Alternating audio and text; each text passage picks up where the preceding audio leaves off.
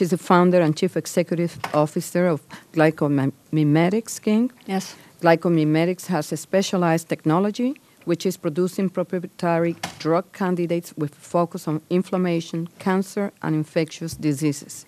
Mrs. King is here to testify on behalf of the Biotechnology Industry Association. Bio is the world's largest biotechnology organization with more than 1,200 members. Welcome. Thank you. Chairwoman Velasquez and members of the committee, thank you very much for giving me the opportunity to testify today.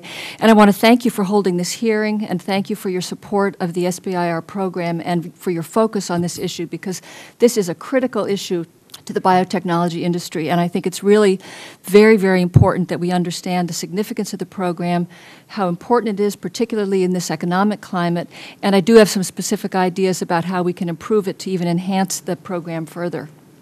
As Congresswoman Velasquez mentioned, I'm here to testify on behalf of the Biotechnology Industry Organization.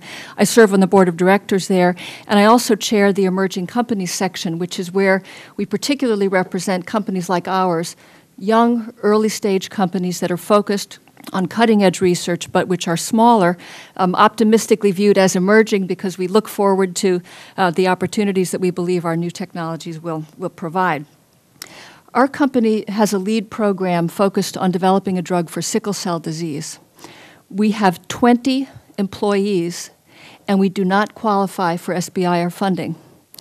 And that is really, I think, a clear example of why the eligibility program or why the eligibility requirements need to be changed.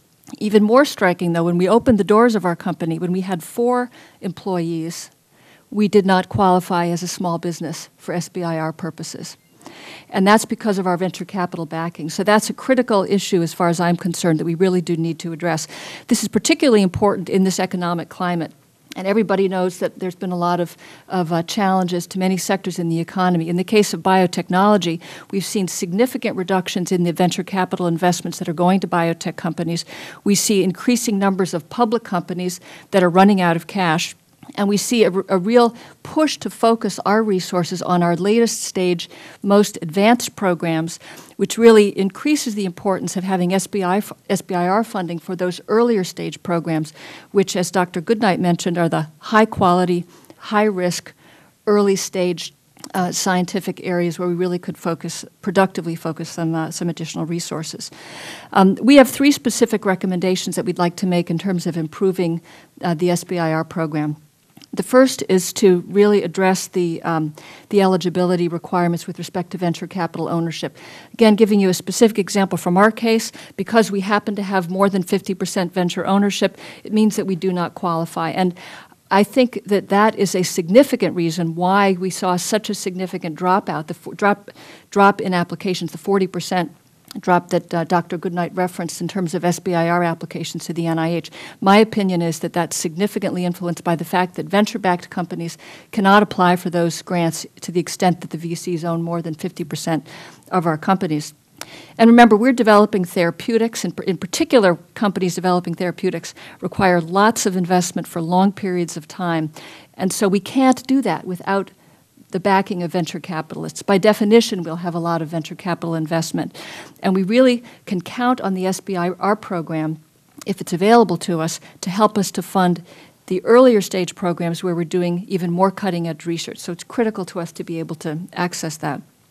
A second recommendation gets to this question of affiliated employees. And again, to give you a specific example from our company, we have, as I said, 20 employees. One of my large venture investors invests in all kinds of other types of businesses that have nothing to do with biotechnology. So if they invest in a software company, for example, that has 100 employees, those employees should not be counted in my eligibility for an SBIR grant. They have nothing to do with what I'm doing. I've got nothing to do with what they're doing. And I think we really need to focus on employees of the company itself. So the affiliation rules really need to be clarified. And the third recommendation, which again supports some of the comments from the earlier panel, is that we really do believe that agencies need to have flexibility in terms of how they implement their programs. Different scientific approaches are going to require different amounts of funding, different timing for the types of funding that would be helpful to those ventures. And so I really think, as a third point, to give more flexibility to the agencies in how they administer their own particular aspects of the program, I think would be very productive. So as I said at the outset, I think this is a critical program. You're able to support early stage important innovations. You're able to do it in small businesses and significantly affect employment generation in this country. I think it's a win-win for all parties. And I really thank you for your interest and your support of this important program.